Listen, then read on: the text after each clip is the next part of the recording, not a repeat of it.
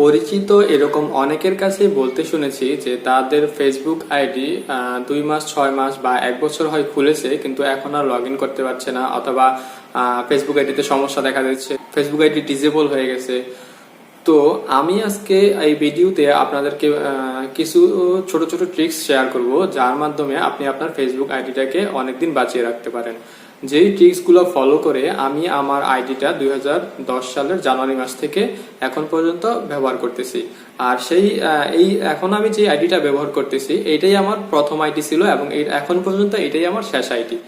তো hello viewers, আপনারা দেখছেন tips with Nasir YouTube channel. আপনি যদি আমাদের এই চ্যানেলে নতুন হয়ে থাকেন তো অবশ্যই চ্যানেলটিকে সাবস্ক্রাইব করে দিবেন, আর অলরেডি যদি একজন সাবস্ক্রাইবার হয়ে থাকেন থ্যাংক ইউ সো মাচ। তো চলুন শুরু করা যাক। যেহেতু আমি আমার ব্যক্তিগত ওপিনিয়ন শেয়ার করব যে কিভাবে আমার ফেসবুক আইডিটি আমি টিকিয়ে রেখেছি, বা আমি কোন ট্রিক্সগুলো ফলো করে আমার ফেসবুক আইডিটাকে আমি এখন পর্যন্ত কন্টিনিউ করতে পারতেছি, জাস্ট ওই ট্রিক্সগুলোই আজকে আপনাদের সাথে শেয়ার করব। আমার ফেসবুক আইডিটা আমি মূলত খুলেছিলাম একটি মোবাইল নাম্বার দিয়ে।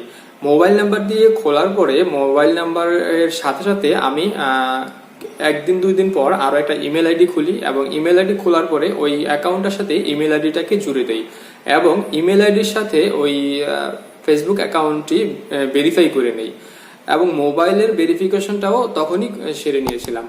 অর্থাৎ রিকভারি, আমার আইডিটা যদি কোনো সময় আমি আইডি পাসওয়ার্ডটা ভুলে যাই, অথবা আইডিতে কোনো প্রবলেম হয়, যাতে করে আমার পাসওয়ার্ডটা রিকভার করার জন্য আমি মোবাইলে একটা SMS পাই, অথবা ইমেলের মাধ্যমে একটা ইমেল পাই, ইমেলের মাধ্যমে ভেরিফিকেশন পাসওয়ার্ডটা পেয়ে যাই, বা ভেরিফিকেশন নাম্বারটা পাইলে আমি যাতে পরবর্তীতে পাসওয়ার্ডটা চেঞ্জ করে নিতে পারি।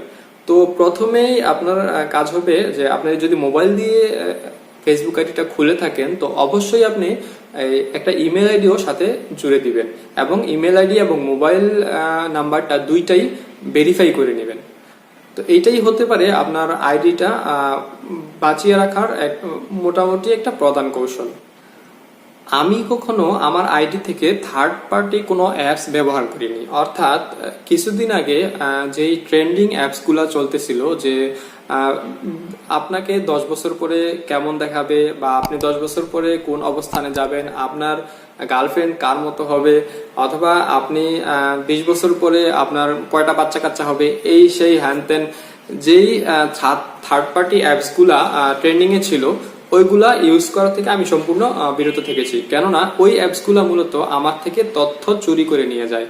অর্থাৎ অনেকগুলো অ্যাক্সেস চায়, যেমন আপনার ফ্রেন্ড লিস্টের অ্যাক্সেস চায়, আপনি কোন গ্রুপে জয়েন করেছেন, পেজে লাইক দিয়েছেন, এই সবগুলা অ্যাক্সেস নিয়েই কিন্তু তার ভিত্তিতে আপনার প্রোফাইলটাকে অ্যানালাইসিস করেই কিন্তু তারা আপনাকে এই 20 বছর পরে আপনার ইন্টারেস্টের উপর ডিপেন্ড করেই কিন্তু আপনাকে রেজাল্টগুলো দেখায়।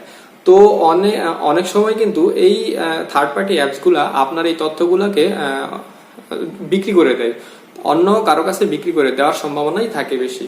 কিছুদিন আগে কিন্তু ফেস অ্যাপ নামে যে অ্যাপসটা ছিল তার বিরুদ্ধে কিন্তু তথ্য চুরির অভিযোগ উঠেছিল। তো এইগুলা থেকে আমি মূলত খুব সাবধান থাকি, আমি থার্ড পার্টি অ্যাপসগুলা ইউজ করি না। অনেক পেজে অথবা গ্রুপে অথবা পার্সোনাল ইনবক্সেও অনেকে মেসেজ পাঠিয়ে থাকে যে 2 মিনিটে বা 3 মিনিটে 5 মিনিটে কাজ করে আপনি 500-1000 টাকা পেয়ে যেতে পারেন বিকাশে। তো এইগুলো আমি টোটালি অ্যাভয়েড করি, কারণ আমি জানি যে এত সহজে টাকা ইনকাম করা পসিবল না। তো এগুলাতে হয় কি যে আপনি যখন তাদের যে লিঙ্কটা শেয়ার করতেছে ওই লিঙ্কে ক্লিক করে যখন আপনি আপনার কিছু ইনফরমেশন যাবে, যেমন ইমেল আইডি, ফোন নাম্বার বা ইটিসি যেগুলো চায়, ওগুলো যদি আপনি পূরণ করেন, এতে কিন্তু আপনার কাছ থেকে ওই তথ্যগুলো হাতিয়ে নিচ্ছে, এবং এর মাধ্যমে কিন্তু আপনার ফেসবুক আইডিটাকে তাদের যদি ইচ্ছা থাকে যে আপনার ফেসবুক আইডিটা হ্যাক করার জন্য যদি এই তথ্যগুলো নিয়ে থাকে, তো অবশ্যই কিন্তু আপনার ফোন নাম্বার, ইমেল আইডি নেওয়ার কারণে তাদের কাছে কিন্তু জিনিসটা সহজ হয়ে গেল। তো এইগুলা থেকে আমি বিরত থাকি। ফেসবুক অনেক সময় দেখবেন আপনার হোম স্ক্রিনে অথবা আপনার নোটিফিকেশনে অনেক সময় অনেক নোটিফিকেশন পাঠায়, এবং হোম স্ক্রিনে অনেক মেসেজ পাঠায় যে আপনার প্রাইভেসি এইভাবে সেটিং করতে পারেন, আপনার প্রাইভেসিকে এইভাবে সেটিং করলে আপনি সিকিউর থাকবেন। তো আপনি ওইগুলাকে খুব ভ্যালুয়েবল মনে করবেন, কেননা ওই ইয়াগুলোতে আপনার ফেসবুকের যাবতীয় টিপসগুলো পাওয়া যায় যে আপনি আপনার আইডিটাকে সিকিউর করার জন্য আপনি কি কোন কোন মেথড অবলম্বন করতে পারেন। তো আমি এই মেসেজগুলো খুব মনোযোগ সহকারে পড়ি এবং যা যা করতে বলে তাই আমি করি। আমি কখনো অন্য কারো মোবাইল অথবা পিসিতে বা অন্য কোনো ব্রাউজারে, আমার মোবাইল এবং পিসি ব্যতীত অন্য কোনো ব্রাউজারে আমি কখনোই আমার ফেসবুক আইডিটি লগ ইন করি না।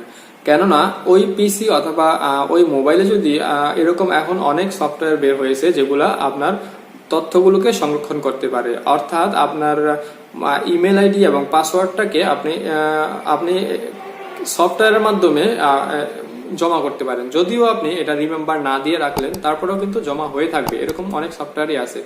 স্পেশালি আগেকার সময় যখন সাইবার ক্যাফের যুগ ছিল, এখন তো সাইবার ক্যাফের যুগ বলা চলে আউটই হয়ে গেছে।